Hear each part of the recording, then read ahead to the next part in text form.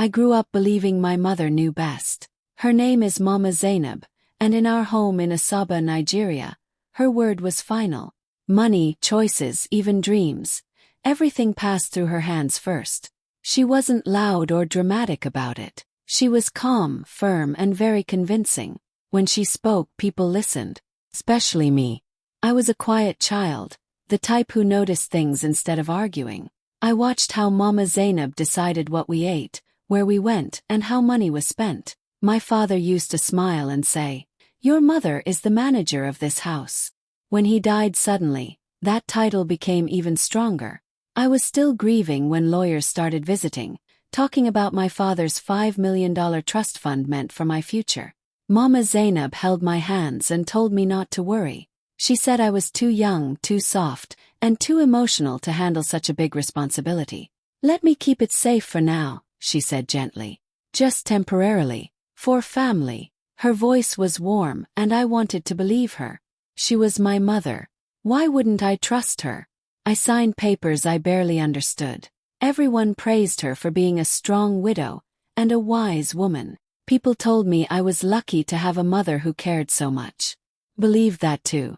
That time I thought silence meant respect. I thought obedience meant love. I didn't know that moment, when I handed over my future, was the beginning of everything changing. Growing up, I learned very early that love in our house was not shared equally. My elder brother, Kunal, was everything Mama Zainab admired. He was loud, confident, and always sure of himself. When he spoke, she listened. When he failed, she defended him. When he succeeded, she announced it to the whole family like breaking news. I stood beside them most times, quiet and invisible, clapping softly while my own needs stayed unspoken. I tried to be good. I tried to be useful. I helped in the kitchen, cleaned without being asked, and stayed out of trouble. But goodness did not bring attention. If Kunal wanted something, Mama Zainab found a way to make it happen. New phone, school change, business idea, she believed in all of it. When I talked about my own dreams, she smiled in a way that wasn't kind. She called me too gentle, and said the world would eat me alive if I didn't toughen up. I once told her I wanted to study finance and help women understand money. She laughed and said, You can't even argue properly. Leave big thinking to your brother." That laugh stayed with me for years. It made me doubt myself, even when I knew I was capable. After my father died, everything became heavier. The house felt colder, and Mama Zainab became stricter. Kunal was treated like the man of the house, even though he was only a few years older than me. I was expected to obey without question. Any time I tried to ask about my future or the trust fund, I was reminded of family duty. I was told not to be selfish, not to bring trouble, not to embarrass my mother. When the trust fund papers were placed in front of me, the room felt tense. Mama Zainab spoke softly but firmly. She said the money was dangerous in the wrong hands. She said people would cheat me. She said a good daughter trusts her mother. Lawyers nodded. Relatives watched silently. No one asked what I wanted. I felt cornered. Saying no felt like betrayal. I signed because I was scared. I signed because I wanted peace. I signed because I was raised to believe that obedience was the same as loyalty. They called it safety. They called it love. They called it family duty. But deep inside something felt wrong. I pushed that feeling down and told myself I was being dramatic. I didn't know then that pressure dressed as care can still be control, and that moment would follow me for years. Years later, my life in Lagos looked nothing like what people imagined when they heard my last name. I lived in a small one-room apartment where the fan worked only when it wanted to. Some days I skipped meals, telling myself I wasn't hungry, just tired. I worked long hours, took side jobs, and still worried about rent every single month. It was hard to explain how the daughter of a powerful woman could struggle so quietly. Mama Zainab's life, on the other hand, was glowing. She moved differently now. New cars appeared without warning, first one, then another. She started attending charity galas, wearing expensive lace and gold jewelry that caught the light. Her pictures showed up online, smiling beside politicians and business leaders. People started calling her Madam. Some even called her influential. Each time I saw those photos, my chest felt tight. Whenever I visited, the house felt richer but colder. There were new furniture pieces, new staff, and new rules. Kunnel seemed comfortable, always relaxed, always supported. I was still treated like the child who should be grateful for leftovers. Mama Zainab would ask me why I hadn't made it yet in Lagos, as if success was something you just picked up from the roadside. Then small things started bothering me. One afternoon, my phone buzzed with a bank alert linked to an old account I barely used. It wasn't a deposit, just a notification that something had changed. When I asked the bank later, they were vague, saying updates were made by an authorized party. My stomach dropped, but I said nothing. Another time, I overheard Mama Zainab on the phone late at night. Her voice was low and serious, very different from how she spoke to me. She mentioned figures that made no sense to my struggling life. She talked about transfers, deadlines, and people I didn't know. When she noticed me standing there, she smiled quickly and said it was women's group business. During a visit, I accidentally opened a drawer while looking for a document. Inside were papers I had never seen before. Company names, foreign addresses, stamped letters. I closed the drawer like it burned my hands. My heart was racing. I told myself I was imagining things. After all, this was my mother. But the signs kept coming. Her lifestyle kept rising while mine stayed stuck. Every time I asked for help, I was told to be patient. Every time I asked about the trust fund, she changed the subject. That's when the truth started whispering to me.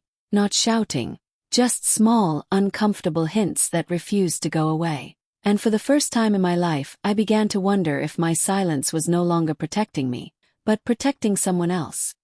I didn't plan to reach out to my father's old lawyer. For a long time, even thinking about my father made my chest heavy. But one evening in Lagos, after another stressful day of counting coins and missed calls from my landlord, I found an old notebook. Inside it was a name written in my father's handwriting, Mr. Adebola Mensah. I stared at it for a long time before gathering the courage to make the call. When he answered, his voice was older but familiar. I introduced myself quietly, almost afraid he wouldn't remember me. There was a pause, then he said my name like it mattered. That alone almost made me cry. We agreed to meet in a small office that smelled of old books and paper, nothing like the flashy law firms I imagined. Mr. Mensah listened more than he spoke. I told him everything, how the trust fund was placed under my mother's control, how I was pressured to sign, and how my life had been stuck while hers was rising. He didn't interrupt, he just nodded slowly, like he had heard parts of this story before but hoped it wasn't true. When he finally spoke, his words were careful. He said the trust fund had clear rules. Very clear ones. It was meant for my education, my stability, my future. It was not meant to be used freely, not meant to fund lifestyles or private projects. Then he said something that changed everything. From what you're describing, Abani, those rules may have been violated. My heart started beating fast. He didn't accuse my mother directly, but his eyes said enough. He explained that some trustees hide behind family titles, knowing young beneficiaries won't ask questions. He said silence is often their strongest protection. He warned me to be careful. Family cases are the hardest, he said, because emotions blind people. He told me not to confront anyone yet. Instead, he advised me to observe, to take note of dates, changes, habits, to save messages, to trust facts more than feelings. As I left his office, the world felt different. Nothing had officially changed, yet everything had. I wasn't crazy. I wasn't ungrateful. I wasn't weak. For the first time, someone had said out loud what my heart had been whispering. That day, I made a quiet decision. I would stop begging for answers. I would stop explaining myself. I would watch. I would listen. I would learn. My silence would no longer come from fear, but from focus. After meeting Mr. Mensah, I understood one thing clearly. Moving too fast would ruin everything. So I did the opposite. Became even quieter, even softer. I played the role everyone expected from me. The obedient daughter. The one who never questions, never argues, never threatens peace. Mama Zainab relaxed around me again, and that was exactly what I needed. When I visited her, I listened more than I spoke. I laughed at her jokes. I agreed with her opinions. If she mocked my slow progress in life, I smiled and said I was trying my best. Inside, I was counting every word she said. I noticed how careless people become when they think you are harmless. Little by little, things started falling into place. I gained access to an old email account my father once helped me set up. Buried deep were forwarded messages, scanned documents, and signatures I recognized. My own, placed where they should never have been used again. Some emails talked about transfers using coded language. Support, investment, long-term holding. The numbers were large enough to make my hands shake. I started paying attention to dates. Transfers always happened shortly after I visited or called to ask about money. It felt planned, controlled. I took screenshots and saved copies on a hidden drive. I didn't tell anyone, not even Cunnel, especially not Cunnel. One afternoon, while helping organize files for a family event, I noticed documents with foreign addresses. Accra, Ghana. First I thought it was nothing. Then I saw the name of Mama Zainab's private foundation printed clearly at the top. I remembered the charity galas, the speeches, the praise. My heart sank. This wasn't just mismanagement. This was a system. With Mr. Mensa's guidance, I learned what to look for. Account numbers, authorization trails, repeated signatures. Offshore transfers. Shell accounts. Everything pointed in the same direction. The trust fund wasn't just touched. It was being drained carefully, quietly, over time. Still I stayed calm. I cooked meals with my mother. I attended family gatherings. I let her believe I was still dependent on her kindness. The more comfortable she felt, the more careless she became. At night, alone in my small Lagos room, I organized everything. Files, recordings, timelines. Fear visited me often, but I didn't let it stay. I reminded myself that strength doesn't always look loud. Sometimes it looks like patience. I wasn't weak. I was watching. And every piece of evidence I collected brought me one step closer to the truth she never thought I would uncover. The family gathering was loud and crowded, the kind where everyone talks at once and old stories are told again and again. Plates were full, laughter filled the air, and Mama Zainab sat at the center like a queen. People listened when she spoke. I sat a little to the side, quiet as always, blending into the background just the way I wanted. At some point, the conversation turned to success. Who was building a house, who had traveled abroad, who had made it. Mama Zainab smiled proudly as she talked about Cunnel's plans and her own projects. Then her eyes landed on me. The room became a little quieter. "So, Abani," she said loudly, "you're still managing Lagos like this?" Some people laughed softly. Others looked uncomfortable, felt all eyes on me. Before I could respond, she continued, "This one is empty-handed. Usaf. Money needs strong hands." The words stung, even though I expected them. She laughed as if it was a joke, but there was sharpness in it. She went on, telling people how she had tried her best with me, how some children just don't have the fire for wealth. Cunnel smiled awkwardly. No one defended me. I did something that surprised everyone. Smiled. Only. Respectfully. I nodded and said, "You're right, Mama." The room relaxed again. Some people laughed louder, satisfied. Inside, my heart was steady.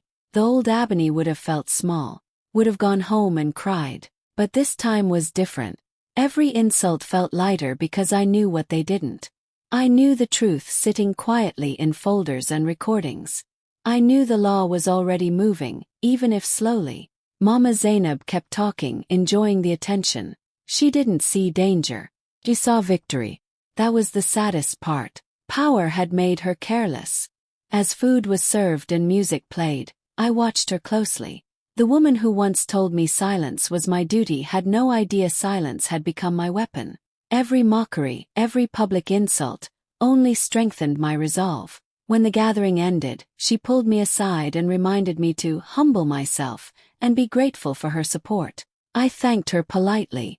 She walked away satisfied. That night, alone, I replayed the scene in my mind. I didn't feel anger, felt clarity. Time was no longer on her side. The legal clock was ticking, and she had no idea that the daughter she called empty-handed was about to take everything back, with facts, patience, and a calm smile she never suspected. Everything started moving quietly after that gathering. No noise. No drama. Just careful steps. Mr. Mensah and his team worked in the background, preparing court papers like people handling something fragile but dangerous. Every document was checked twice. Dates were matched. Transfers were traced. My name appeared again and again on papers I never approved, and seeing that hurt more than I expected. I was told to stay calm and act normal. So I did. I still called my mother.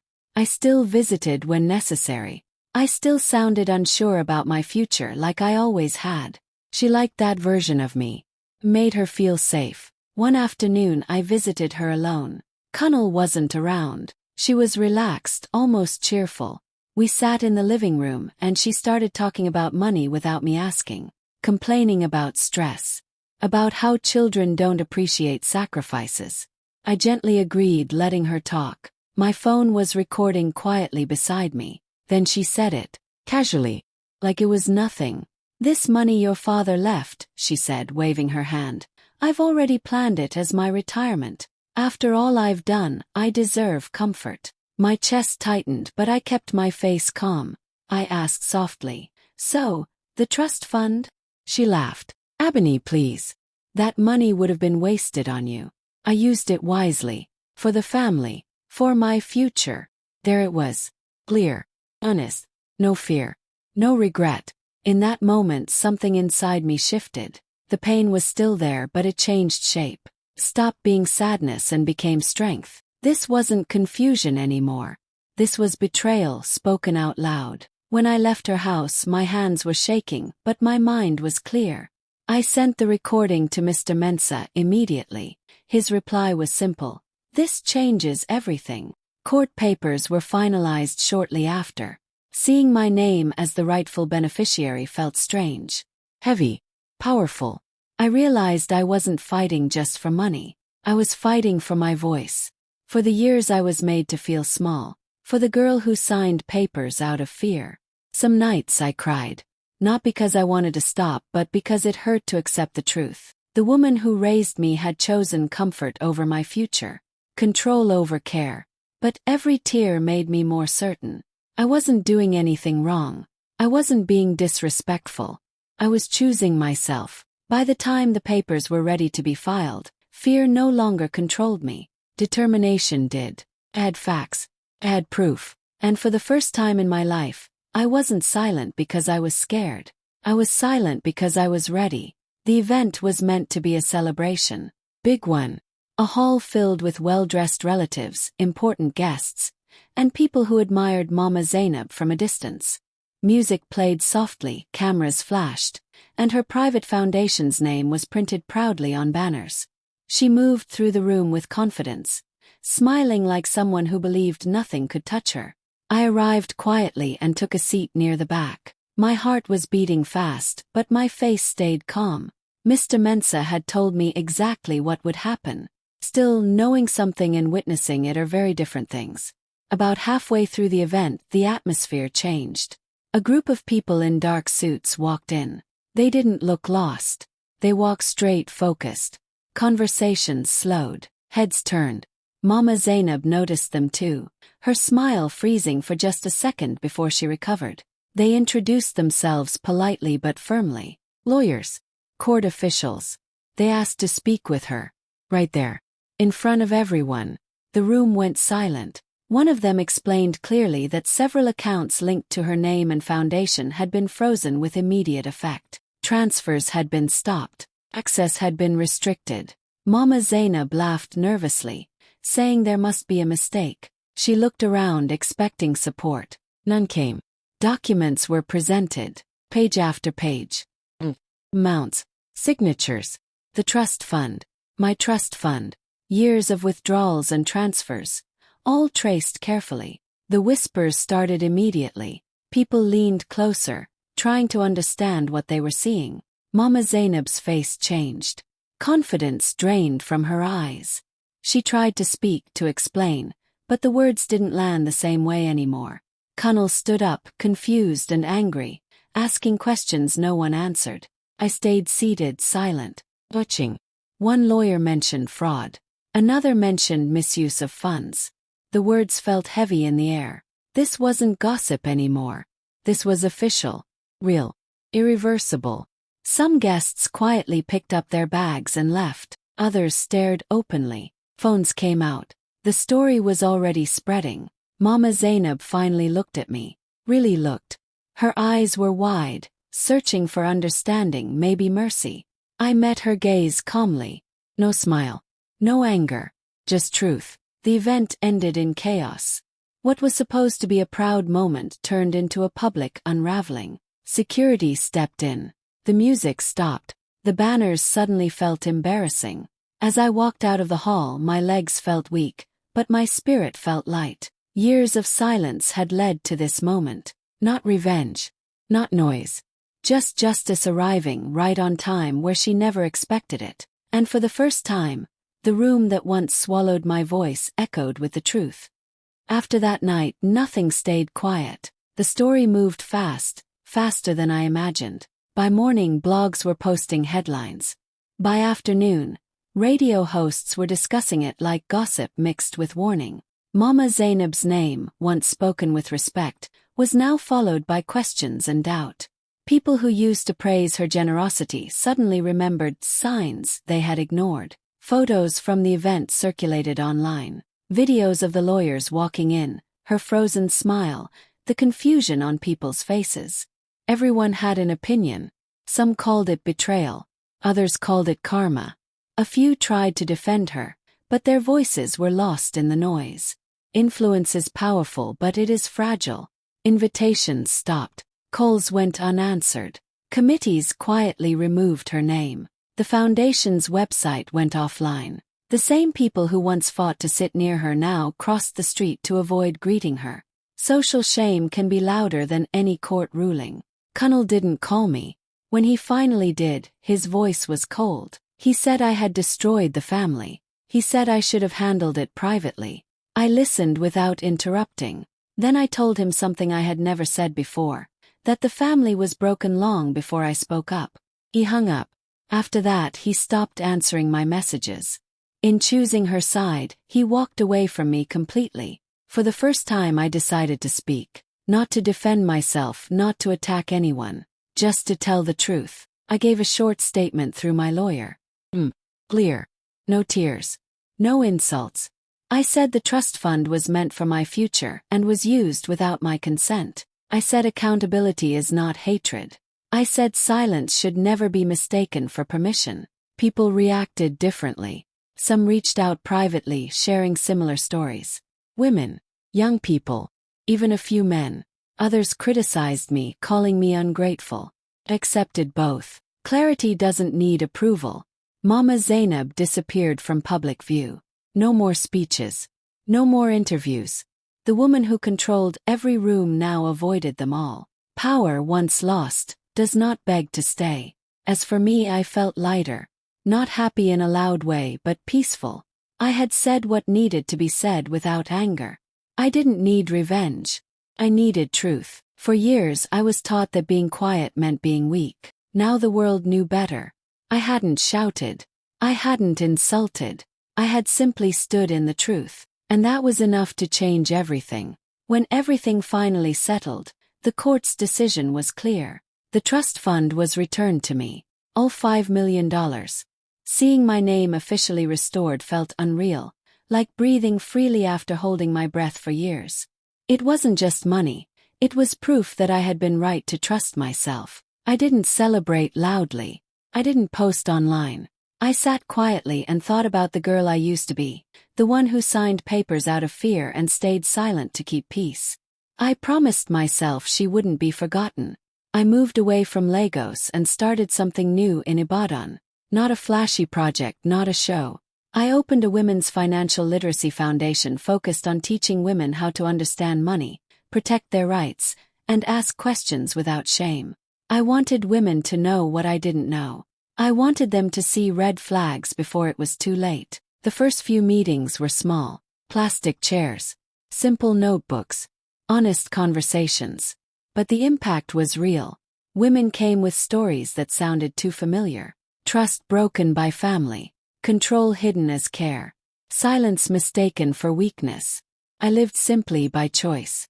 Peace became more valuable than luxury. For the first time, every decision I made belonged to me. Sometimes people ask how I survived all of it without breaking. I tell them the truth. I didn't survive by fighting loudly. I survived by watching, learning, and waiting for the right moment. Because silence is not always fear. Sometimes silence is strategy.